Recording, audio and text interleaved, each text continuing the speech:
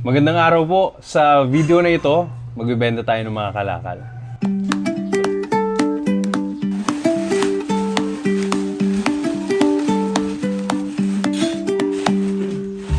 Tradisyon na sa channel natin na tuwing sasapit na yung buwan ng Hunyo, magbebenta na tayo ng mga naipon natin na kalakal.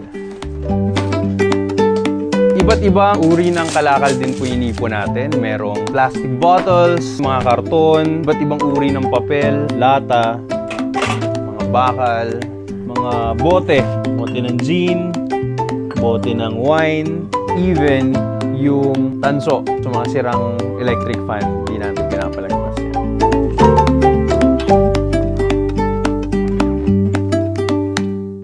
Nung bata pa ako, ito talaga yung pinagkakaabalahan ko. Parang hirap manghingi ng pera sa magulang kapag mag-computer shop ka. Para hindi na ako masyado nanghihingi.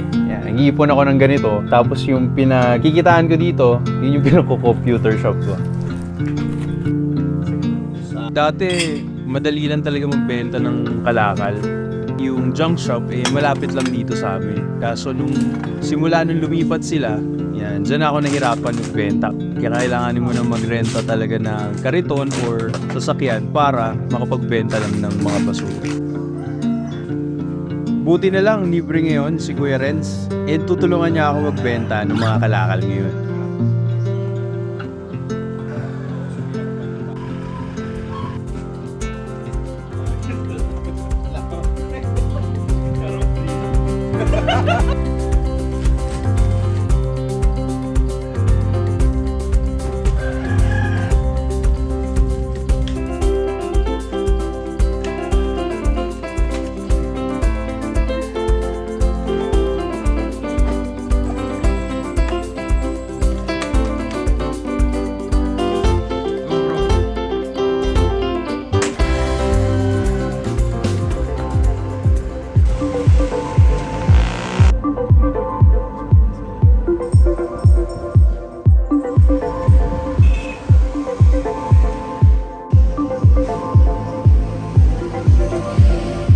So, andito tayo ngayon sa Clarinho Junk Shop, located dito sa Tirona Highway sa may Bacoor. So, dati, hindi dito yung main nila, yung pwesto dati dun sa may malapit sa amin.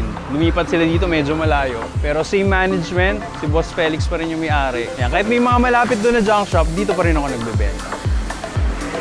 Tara. Sabi ko lang ulo! Eh! Eh! Ano? Pagkatapos natin ibaba, labas ko pa rin baka masagay ng mga bata. Saan naman galing to? Ito sa amin, boss, 6 months. Oo. Dati doon sa kabila, nagbebenta ka na eh. Oo, Bata ka pa, no? bata pa po Ah, Ito nga pala Bata ka si pa, Boss Felix Clarinho. Siya yung may-ari nitong junk shop na ito. Before kami magbenta, kinausap ko na si Boss Felix kung po pwede ba ako mag-vlog at ipakita kung paano ba yung proseso ng pagbibenta ng basura. pero isang pinakamaganda talaga ang basura. Basura ay isang pinakamaganda. Kaya lang ang problema rito, sakripisyo. Grabe ang sakripisyo. Pero maganda kita sa basura. Nakakatuwa po kasi kahit na maraming ginagawa si Boss Felix, siya pa rin yung nagpresenta na mag-asikaso ng ating mga kalakal. At syempre, pagkasamantalan ko na rin yung oras at panahon ni Boss upang makakuha ng insights tungkol sa pangangalakal. Ilang years na to? 2003. Almost 20 years na kami. Oo. Dami na sinalbang buhay na ito.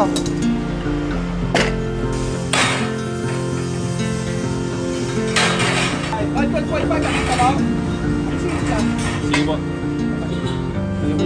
Hindi, mas mainam na yung counter checking kasi importante yon. Hindi ini-implement natin sa customer talaga yon. Meron tayong natutunan dito kay Boss Felix, kapag kayo mismo yung magbebenta ng mga kalakal sa junk shop, dapat dino-double check nyo yung sinusulat kung tama ba yung mga kilo. Itinanong ko na rin yung tungkol sa karton. Naririnig ko na sobrang mura na daw ng karton. Alamin natin kay Boss Felix kung bakit ba bumaba yung presyo nito. Oversupply. Ang pumapatay sa atin, yung mga imported na nanggagaling na basura sa ibang bansa. Karton 32. Nag-i-import tayo ng basura galing ibang bansa. Kaya apektado yung merkado natin. Yan ang naging dahilan kung bakit bumagsak yung merkado. Kahit basura pala yun. Ini-import natin. Kaya ibig sabihin, sa isang banda, may pera sa basura. Diba? Ini-import natin mga waste na galing ibang bansa. Hindi ko lang nalaman yan. Kaya sa isa sa dahilan kung bakit nagbumabagsak, pati mga plastic, kung bakit bumabagsak yung presyo. Dati, nung una kong benta, 20 pesos ngayon. PET, Ngayon maganda. 8. Tapos yung sibak, parehas ang presyo, mga ganyan. Ngayon, 10 piso na lang. Ang pumiperwisyo sa ating imported na mga basura. Ibig sabihin, minsan, ang nangyayari, nagkukulan tayo sa supply, kaya tumataas yung demand, so napilitan mag-import pa tayo ng mga basura. Napilitan pa tayo mag-import. Pare, waste nga pare, pasok mo pare mga waste.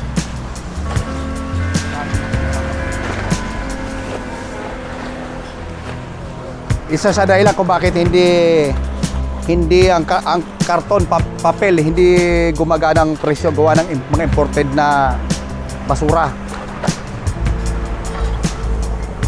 Pero dati pa bumaba na rin yung presyo ng karton o ito yung pinaka-una Hindi. na so. Ito ang pinakamatagal na sobrang baba. Nung una na ganito rin, kaya lang mga 1 buwan, 2 buwan lang. Ngayon umabot almost 8 months eh. Walang pagkalaw. Pare, waste 90. Wala na. Wala na, no? Basura na yan. Kaya ito yan. Mula to para wag lang maka-aksidente. Dito nakikita niyo yung winawalis ni Boss Felix. Ito yung mga plastic na hindi na nila tinatanggap. So either contaminated na daw, or sobrang tigas, or sobrang lambot ng mga plastic. Kaya mahalaga na before natin ipunin yung ating mga kalakal, ihuhugasan natin. 0.9 ito. 0.9. Okay, awas ko doon sa ano mo, ha? Ito naman mga hinahalo namin, ang tawag dito ay tin cans. I'm not sure lang kung bakit pantay yung tawag. Pero tin cans ang isa sa mga mahal na recyclables. Ito yung pwede mong i-recycle ng paulit-ulit. Kaya kung may mga nakikita kayong tin cans, maganda ipunin yan at i-recycle. Panta lang to ya, panta. Kapanta. 0.9. So, 2.4 siya. So, 1.5 na lang. 1.5. Ha? Tama to, maliwanag ha? Yes po. Okay, total ko na to ha. 16. 44. Wala na. Wala na, no? Neng, oh. Pakiantay mo na to, ha? Opo. Halika na. So right now, inintay lang natin total yung mga naibenta natin. Tapos, i-convert na nila into cash. Unfortunately, no, marami rin hindi nabenta. Ito yung mga rejects. According to them, contaminated or matigas yung plastic, hindi na siya na re-recycle. At the same time, sobrang lambot ng iba. Kaya yung mga plastic labo, hindi rin yun na re-recycle. So, ayun. Thank you. Total, nung 6 months, 619. Ayan. Ang pinakamaraming nabenta is yung bakal ata. Nasa 200. Karton sana, kamo, kaso mura. Oo. Karton nga sana, kaso medyo mura eh. Ayan. Kuya Felix, maraming salamat po. Thank you. Balik ka. Babalik ako sa December. Sa tagal-tagal ko na nagre-recycle, parang ngayon ko lang din talaga na itanong kung bakit nga ba bumababa yung presyo ng mga kalakal. Dati kasi inisip ko dahil dun sa China na nag-stop na silang mag-import ng basura galing ibang bansa. Akala ko yun yung mainly naka-apekto. Pero nung nalaman ko na dahil pala sa importation ng mga basura, hindi ko maisip, kinakailangan pa natin mag-import. Sipin nyo, no? Yung Pilipinas, gumastos para bumili ng basura galing ibang bansa. Di ba yung Pilipinas, parang kabilang nga tayo sa mga top countries na maraming basura, no? So parang ang hirap paniwalaan na kinakailangan pa natin mag-import ng basura. Hindi ba sapat yung basura natin dito para gamitin doon sa industriya ng recycling? O may kulang lang talaga sa sistema ng pangolekta ng basura? dito kasi sa atin, hanggang ngayon, iba pa rin yung tingin pag sinabing nagre-recycle ka. So parang siguro panahon na para baguhin natin yung pag-iisip na ganun. Dapat nga yung pagre-recycle kasama yan sa pang-araw-araw natin ng buhay. Or kahit yung pag-iipon lang ng basura tapos ibibigay mo dun sa mga tao na ngolekta. Kasi sayang di ba? Yung mga kalakal actually, hindi naman sila mako-consider na basura kung may recycle pa ulit natin. Kaya po, yung mga nakaabot po hanggang dito sa part ng video na ito, nagpapasalamat po ako sa inyo kasi kahit papaano may mga interesado po. And sa tingin ko, kailangan nilang marinig to. Kaya po, ginawa ko rin itong series na to for you guys to be encouraged sa mga nahihiyang mag-recycle kahit gusto nila. Try natin mag-recycle kahit paunti-unti. Hindi mo kailangan magbenta sa junk shop kahit mag-ipon ka lang and then ibigay mo dun sa mga nagre-recycle tayo. Ayun lang po, maraming salamat and I hope you find this video very interesting. And hanggang dito na lang po. See you on my next video.